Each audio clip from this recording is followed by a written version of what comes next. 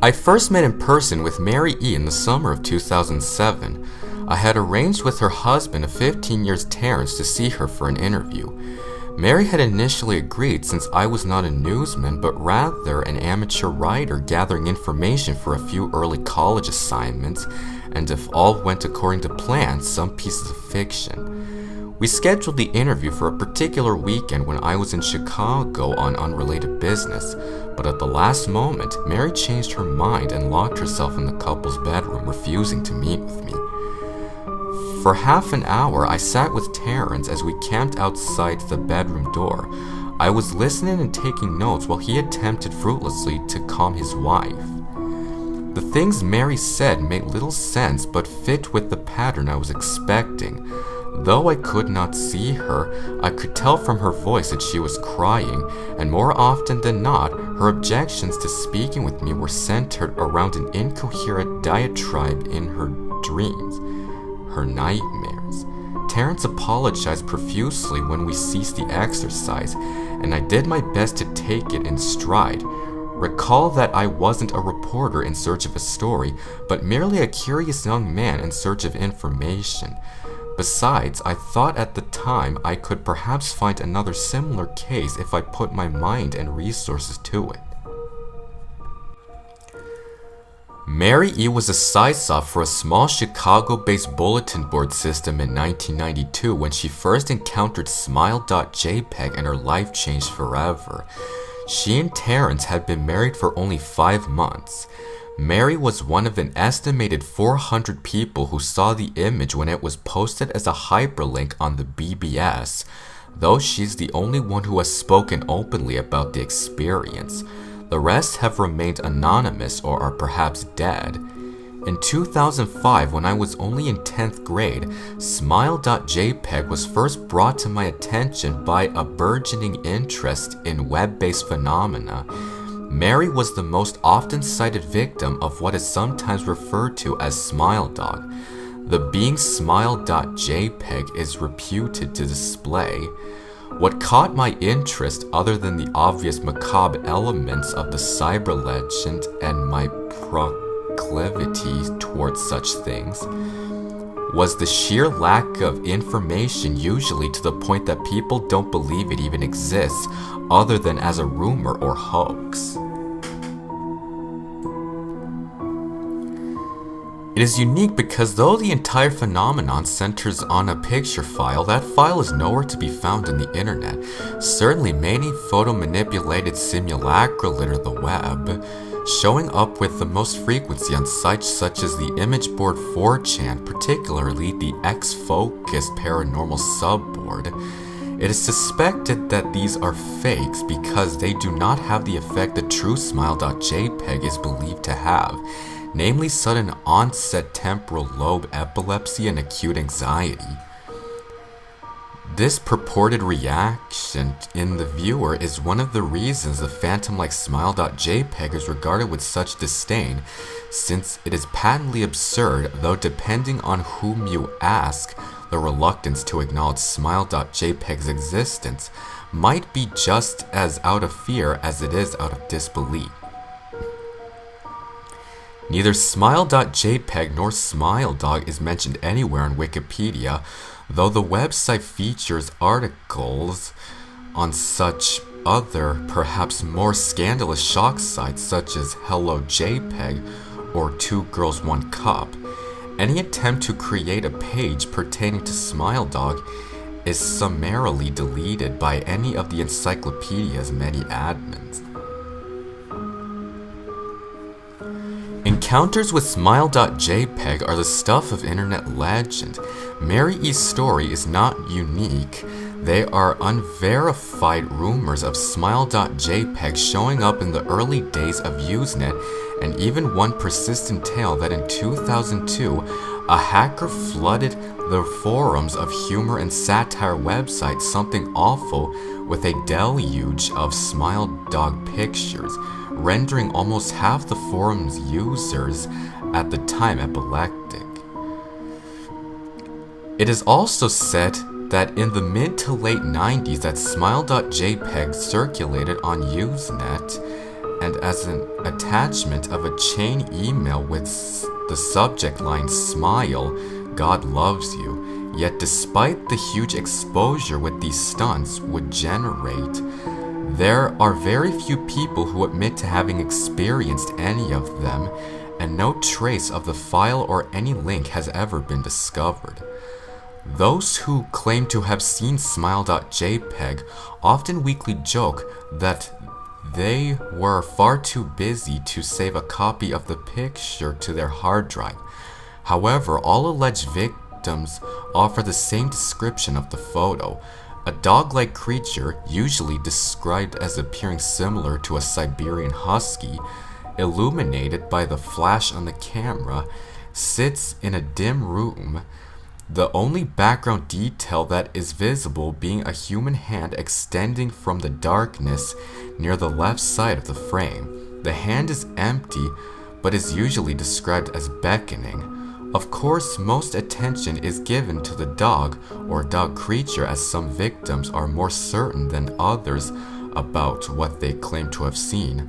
The muzzle of the beast is reputedly split in a wide grin, revealing 2 rows of very white, very straight, very sharp, very human-looking teeth.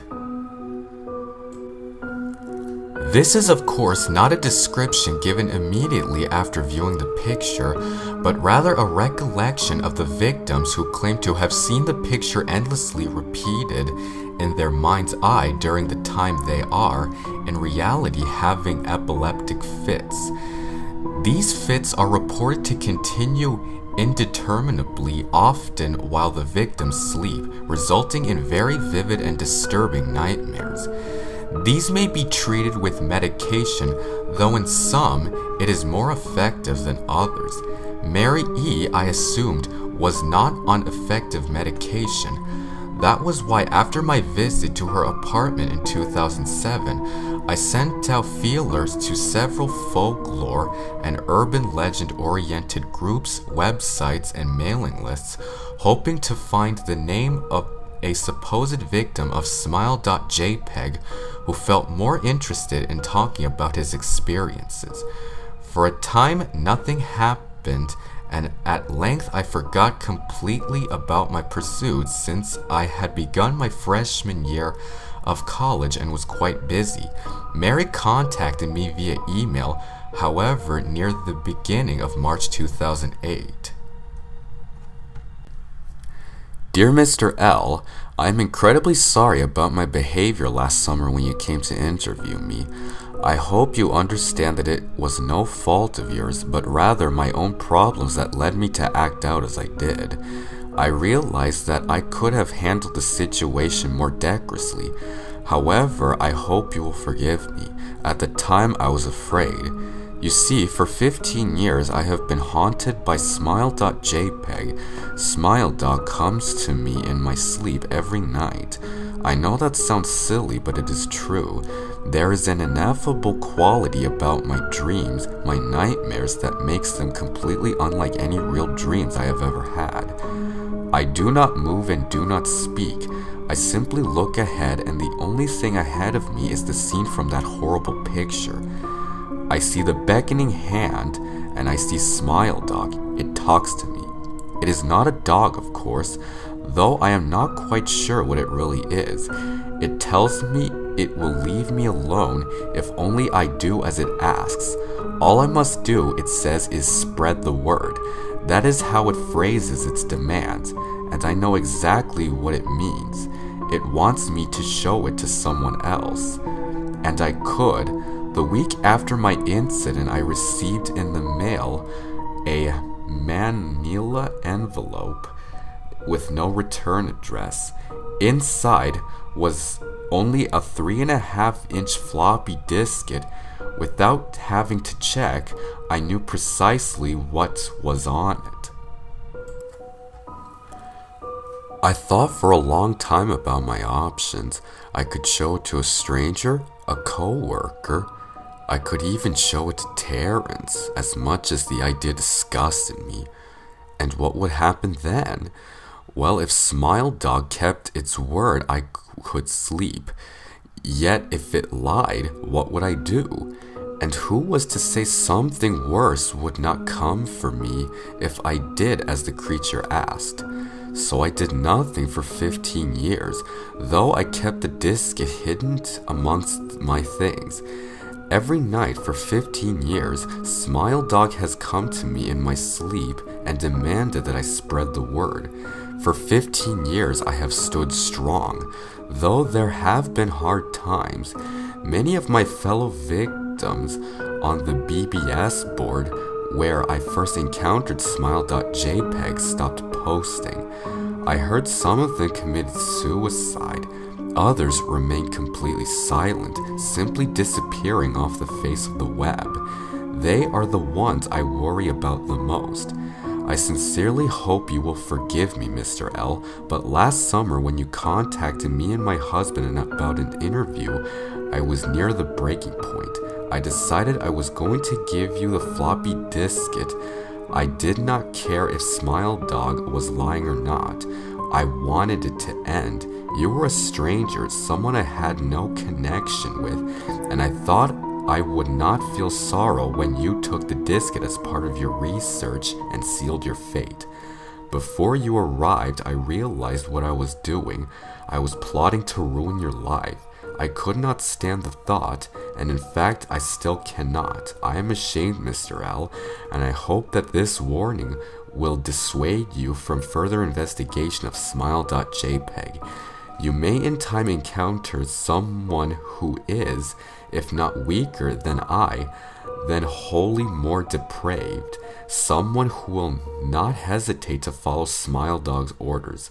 Stop while you are still whole. Sincerely, Mary E. Terrence contacted me later that month with the news that his wife had killed herself. While cleaning up the various things she left behind, closing email accounts and the like, he happened upon the above message. He was a man in shambles. He wept as he told me to listen to his wife's advice. He'd found the diskette, he revealed and burned it until it was nothing but a stinking pile of blackened plastic. The part that most disturbed him, however, was how the diskette had hissed as it melted, like some sort of animal, he said. I will admit that I was a little uncertain about how to respond to this.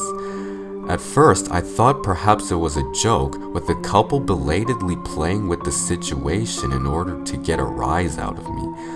A quick check of several Chicago newspaper online obituaries, however, proved that Mary E. was indeed dead. There was, of course, no mention of suicide in the article. I decided that for a time at least, I would not further pursue the subject of Smile.jpg, especially since I had finals coming up at the end of May. But the world has odd ways of testing us. Almost a full year after I'd returned from my disastrous interview with Mary E., I received another email. Hello. I found your email address through a mailing list. Your profile said you are interested in Smile.jpg. I have saw it. It is not as bad as everyone says it is. I have sent it to you here, just spreading the word. The final line chilled me to the bone. According to my email client, there was one file attachment called naturally Smile.jpg. I considered downloading it for some time. It was most likely a fake, I imagined, and even if it weren't, I was never wholly convinced of Smile.jpg's peculiar powers.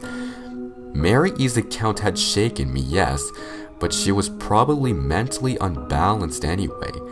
After all, how could a simple image do what Smile.jpg was said to accomplish? What sort of creature was it that could break one's mind with only the power of the eye? And if such things were patently absurd, then why did the legend exist at all? If I downloaded the image, if I looked at it, and if Mary turned out to be correct, if Smiledog came to me in my dreams, demanding I spread the word, what would I do? Would I live my life as Mary said, fighting against the urge to give in until I died? Or would I simply spread the word, eager to be put to rest? And if I chose the latter route, how could I do it? Whom would I burden in turn? If I went through with my earlier intention to write a short article about Smile.JPG, I decided I could attach it as evidence, and anyone who read the article, anyone who took interest would be affected. And even assuming the Smile.JPG attached to the email was genuine, would I be capricious enough to save myself in that manner? Could I spread the word? Yes I could.